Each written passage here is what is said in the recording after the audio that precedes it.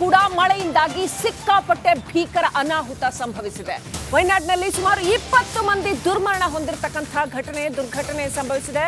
ಕೇರಳದಲ್ಲೂ ಕೂಡ ಮಳೆ ಸಿಕ್ಕಾಪಟ್ಟೆ ಅವಾಂತರವನ್ನು ಮುಂದುವರಿಸಿದೆ. ವಯನಾಡಿನಲ್ಲಿ ಅತಿ ಭೀಕರ ಭೂಕುಸಿತ ಉಂಟಾಗಿದೆ. ಗುಡ್ಡ ಕುಸಿತದಿಂದಾಗಿ 20 ಜನರ ಸಾವು ಸಂಭವಿಸಿರ್ತಕ್ಕಂಥದ್ದು. ಮಳೆ ನೀರಿನಲ್ಲಿ ಮನೆಗಳು ಕೊಚ್ಚಿ ಹೋಗಿದ್ದಾವೆ, ಮಳಿಗೆಗಳು ಕೊಚ್ಚಿ ಹೋಗಿದ್ದಾವೆ. ರಸ್ತೆಗಳು ಬಹುದೊಡ್ಡ ಪ್ರವಾಹದೋಪಾದಿಯ ನದಿಯಂತಾಗಿದ್ದಾವೆ. ಮಣ್ಣಿನ ಅಡಿಯಲ್ಲಿ ಇನ್ನೂ ಕೂಡ ನೂರಾರು ಮಂದಿ ಸಿಲುಕಿರುವಂತಹ ಶಂಕೆ ವ್ಯಕ್ತವಾಗಿದೆ.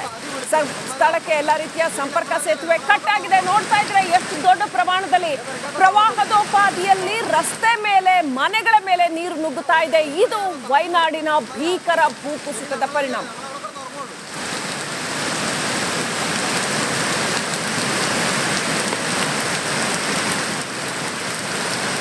ಮಳೆ ನೀರು ಪ್ರವಾಹದೋಪಾದಿಯಲ್ಲಿ ಎಗ್ಗಿಲ್ದೆ ನುಗ್ಗುತ್ತಾ ಇದೆ. ರಸ್ತೆ ಮನೆ ಯಾವುದು ನೋಡದೆ ಅಷ್ಟೊಂದು ದೊಡ್ಡ ಪ್ರಮಾಣದಲ್ಲಿ ಮಳೆ ನೀರು ನುಗ್ಗುತ್ತಾ ಇದೆ. ತತ್ಪರಿಣಾಮ ಮಣ್ಣು ಸಡಿಲಗೊಂಡಿದೆ. ಅನೇಕ ಕಡೆಗಳಲ್ಲಿ ಭೂಕುಸಿತ ಆಗಿದೆ. ವಯನಾಡಿನಲ್ಲಿ ಸಂಭವಿಸಿರ್ತಕ್ಕಂಥ ಭೂಕುಸಿತದಿಂದಾಗಿ 20 ಮಂದಿ ಪ್ರಾಣ ಕಳ್ಕೊಂಡಿದ್ದಾರೆ.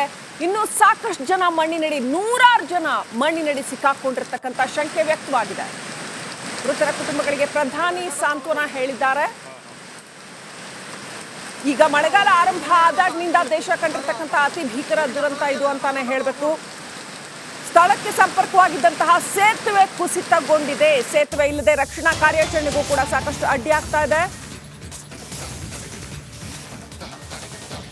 ಭೂಕುಸಿತದ ವಿಚಾರ ತಿಳಿದು ಪ್ರಧಾನಿ ಮೃತರ ಕುಟುಂಬಗಳಿಗೆ ಸಾಂತ್ವನ ಹೇಳಿದ್ದಾರೆ. ಭೂಕುಸಿತದ ಸುದ್ದಿ ತಿಳಿದು ನೋವಾಗಿದೆ ಅಂತ ಪ್ರಧಾನಿ ಮೋದಿ ಹೇಳಿದ್ದಾರೆ. ಕೇರಳ ಸಿಎಂ ಪಿಣರಾಯಿ ವಿಜಯನ್ ಜೊತೆ ಮಾತನಾಡಿದ್ದೇನೆ, ಕೇಂದ್ರದಿಂದ ನೆರವು ಕೊಡ್ತೀವಿ ಅಂತ ಕೂಡ ಮೋದಿ ಘೋಷಣೆ ಮಾಡಿದ್ದಾರೆ. ಗಾಯಾಳುಗಳ ತೀವ್ರ ಚೇತರಿಕೆಗೆ ಮೋದಿ ಪ್ರಾರ್ಥನೆ ಸಲ್ಲಿಸಿದ್ದಾರೆ.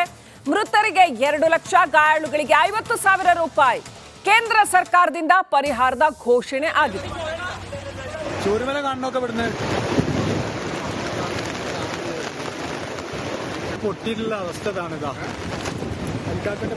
നിൽക്കുന്ന ഏരിയ പച്ചക്കാട് പോയാൽ മരുന്നതാ. ചൂരുമല കാണണമൊക്കെ ഇവിടുന്ന്.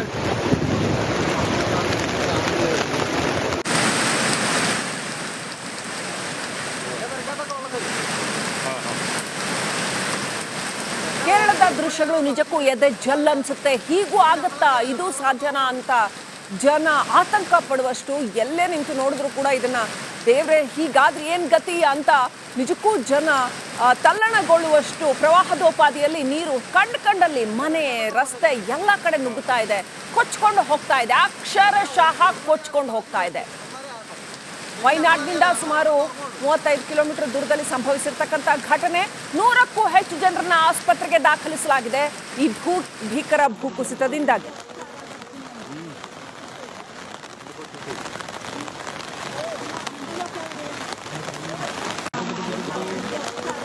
ದೃಶ್ಯಗಳನ್ನ ನೋಡ್ತಾ ಇದ್ದೀವಿ.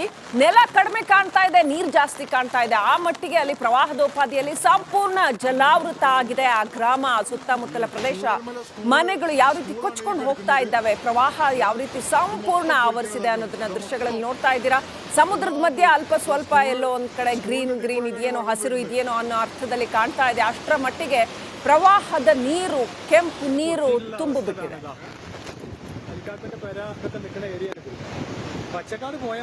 ಅದ್ರ ಜೊತೆಗೆ ಮಣ್ಣು ಸಡಿಲಗೊಂಡು ಗುಡ್ಡ ಕುಸಿತದಿಂದಾಗಿ ಆಗಿರ್ತಕ್ಕಂತಹ ತೀವ್ರ ಸಾವು ನೋವು.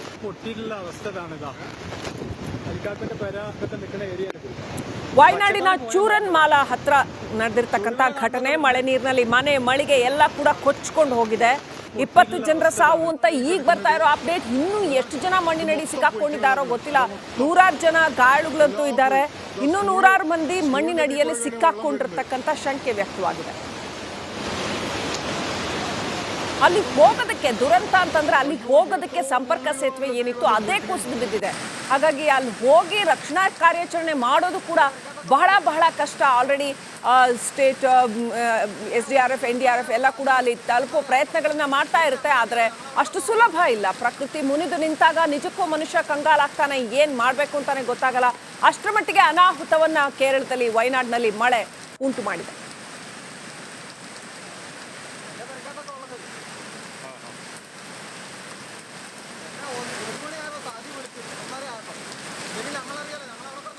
ಇದಕ್ಕೆ ಸಂಬಂಧಪಟ್ಟ ಹಾಗೆ ರಿಪಬ್ಲಿಕ್ ಕನ್ನಡದ ಜೊತೆ ಮಾತನಾಡೋದಕ್ಕೆ ನವೀನ್ ಅಂತ ವಯನಾಡು ನಿವಾಸಿ ನಮ್ಮ ಜೊತೆ ನೇರ ಸಂಪರ್ಕದಲ್ಲಿದ್ದಾರೆ. ನಮಸ್ಕಾರ ನವೀನ್ ಅವರೇ. ನಮಸ್ಕಾರ. ನಮಸ್ಕಾರ ಅವಿನ್. ಓಕೆ, ಅವಿನ್ ಅವರೇ ನಮಸ್ತೆ. ನಮಸ್ತೆ. ನಮಸ್ತೆ. ನಮಸ್ತೆ ಅವಿನ್ ಅವರೇ, ಹೇಗೆ ಸಂಭವಿಸ್ತು? ನೀವೇನಾದ್ರೂ ನೋಡಿದ್ರ ಇದನ್ನ?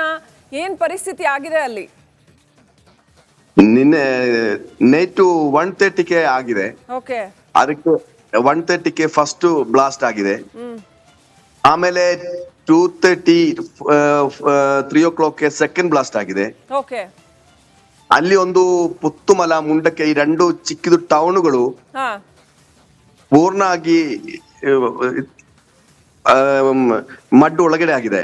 ಓಕೆ. ಹಾ ಅಲ್ಲಿ ಒಂದು ಹೀಗೆ 21 ಬಾಡಿ ಸಿಕ್ಕಿದೆ. ಹಾ ಆ ಜಾಗ ಅಲ್ಲಿ ಟೋಟಲ್ ಒಂದು 400 ಮನೆ ಇದೆ. ಓಕೆ. ಹೀಗೆ ನೋಡ್ಲಿಕ್ಕೆ ಒಂದು ಎರಡು ಮನೆ ನೋಡ್ತ ಬಾಕಿ ಸುಮಾರು ಮನೆ ಎಲ್ಲ ಮಡ್ ಒಳಗೆ ಆಗಿದೆ. ಓಕೆ. ಓಕೆ. ಅಲ್ಲಿ ರಕ್ಷಣಾ ಕಾರ್ಯಾಚರಣೆ ಮಾಡೋದಕ್ಕೆ ಅಲ್ಲಿ ಏನು ಸೇಫ್ ಗಾರ್ಡ್ ಜನರನ್ನ ಸೇಫ್ ಗಾರ್ಡ್ ಮಾಡೋದಕ್ಕೆ ಏನಾದ್ರೂ ಸಾಧ್ಯ ಆಗ್ತಾ ಇದೆಯಾ? ರೋಡ್ ಇದೆಯಾ? ಬ್ಯಾಂಗ್ಳೂರ್ನಿಂದ NDRF 2 ಟೀಮ್ಸ್ ಇಲ್ಲಿ ಬಂದಿದೆ. ಆಮೇಲೆ ಕೇರಳದಿಂದ NDRF ಟೀಮ್ ಇದೆ, ಮಿಲಿಟರಿ ಇದೆ, ಪೊಲೀಸ್ ಇದೆ, ಫೈರ್ ಫೋರ್ಸ್ ಇದೆ. ಎಲ್ಲ CM, ಆಪೋಸಿಷನ್ ಲೀಡರ್ ಸೆಂಟ್ರಲ್, ಆಮೇಲೆ ಚೀಫ್ ಮಿನಿಸ್ಟರ್ಸ್ ಎಲ್ಲ ಅಟೆನ್ಷನ್ ಇದೆ. ಅಲ್ಲಿ ರೋಡ್ ಬ್ರಿಡ್ಜ್ ಎಲ್ಲ ಹೋಗಿದೆ. ಯಾಕೆ ಅಲ್ಲಿ ಹೋಗ್ಲಿಕ್ಕೆ ಆಗಲ್ಲ, ಅದೇ ಪ್ರಾಬ್ಲಮ್. ಅಲ್ಲಿ NDRF ಮಿಲಿಟರಿ ಇದೆಲ್ಲ, ಅವರು ಟೆಂಪರರಿ ಬ್ರಿಡ್ಜು, ಟೆಂಪರರಿ ರೋಪು ಹಾಕಿ ಹೀಗೆ 2 ಚೋಪರು, ಮಿಲಿಟರಿ ಚೋಪರು, ಆಮೇಲೆ ಒಂದು ಚಿಕ್ಕದು ಏರ್ಕ್ರಾಫ್ಟ್ ಎಲ್ಲ ಹೀಗೆ ಇದೆ. ಏರ್ ಲಿಫ್ಟ್ ಮಾಡ್ಲಿಕ್ಕೆ ಈಗ ಒಂದು 10 ಗಂಟೆ ಮೇಲೆ ಅದು ಏರ್ ಲಿಫ್ಟ್ ಮಾಡ್ತೀನಿ ಅಂತ ಹೇಳಿದ್ರು ಅವರು. Okay. Okay. So airlift ಮಾಡಬೇಕಾದಂತಹ ಪರಿಸ್ಥಿತಿ, ಅಷ್ಟರ ಮಟ್ಟಿಗಿನ ಕಾರ್ಯಾಚರಣೆ 2018 ಅಲ್ಲಿ ಈ ಹಿಂದೆ ಕೂಡ ಇದೇ ತರ ಸಂಭವಿಸಿತ್ತಾ? ಆಗ್ಲೂ ಕೂಡ ನೀವು ಇದನ್ನ ನೋಡಿದ್ರಾ? ಹೇಗಿತ್ತು ಅವಾಗ? ಹೇಗಿತ್ತು ಈಗ? ಅದಕ್ಕಿಂತ ಜಾಸ್ತಿ ಆಗಿದೆಯಾ? ಹೇಗೆ? ಅದಕ್ಕಿಂತ ಒಂದು ಸುಮಾರು ಜಾಸ್ತಿ ಇದೆ ಈಗ. ಹೀಗೆ ಅದು ಆವಾಗ ಅದು ದೊಡ್ಡ ಬ್ಲಾಸ್ಟ್, ಇದು ಅಂದ ಮೇಲೆ ಇದು ದೊಡ್ಡ ಬ್ಲಾಸ್ಟ್, ಅದು ಚಿಕ್ಕದು. ಓಕೆ. ಎಷ್ಟು ಜನ ಸಿಕ್ಕಾಕೊಂಡಿರ್ಬೋದು? ಅದು ಈಗ ಫುಲ್ ಎಂಕ್ವೈರಿ ಮಾಡ್ಬೇಕು. ಎಷ್ಟು ಜನ ಒಳಗಡೆ ಇದೆ, ಎಷ್ಟು ಜನ ರಿವರ್ ಅಲ್ಲಿ ಹೋಗಿದೆ. ಇಲ್ಲಿ ದೊಡ್ಡ ಸ್ಟೋನ್ಗಳು, ದೊಡ್ಡ ವುಡನ್, ದೊಡ್ಡ ಅಲ್ಲಿ ಇದಿದೆ. ಫುಲ್ಲು ಜನ ಇದೆ, ಸ್ಕೂಲ್ ಇದೆ, ಅದು ಕೋವಿಲ್ ಇದೆ, ಎಲ್ಲ ಹೋಗಿದೆ. ಮಸ್ಜಿದ್ ಹೋಗಿದೆ, ಸ್ಕೂಲ್ ಹೋಗಿದೆ, ಟೆಂಪಲ್ ಹೋಗಿದೆ. ಈಗ ಅಲ್ಲಿ ಏನು ಇಲ್ಲ, ಅದೇ ಪ್ರಾಬ್ಲಮ್. ಸರ್, ನೀವು have you been rescued or ನಿಮ್ಮನ್ನ ಸುರಕ್ಷಿತ ಮಾಡಿದ್ರ ಹೇಗೆ? ಅಥವಾ ನೀವು ಎಲ್ಲಿದ್ದೀರಾ ಈಗ? ಅಲ್ಲಿ ಪರಿಸ್ಥಿತಿ ಹೇಗಿದೆ? ನಾನು ಇಲ್ಲಿ ಹೆಸರು ಅಮೀನು. ನಾನು block panchayat member, Mananthavady block panchayat member. ಈಗ ಆಫೀಸ್ ಅಲ್ಲಿ ಇದೆ. ಇಲ್ಲಿ ಎಲ್ಲ ಟೀಮು ರೆಡಿ ಆಗಿದೆ.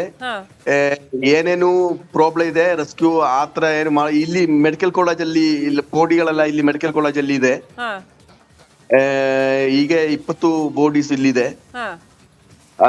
ಆಮೇಲೆ ಇಲ್ಲಿ ಏನೇನು ಮಾಡ್ಬೇಕು ಅದು ಮಾಡ್ತೀನಿ ಈಗ.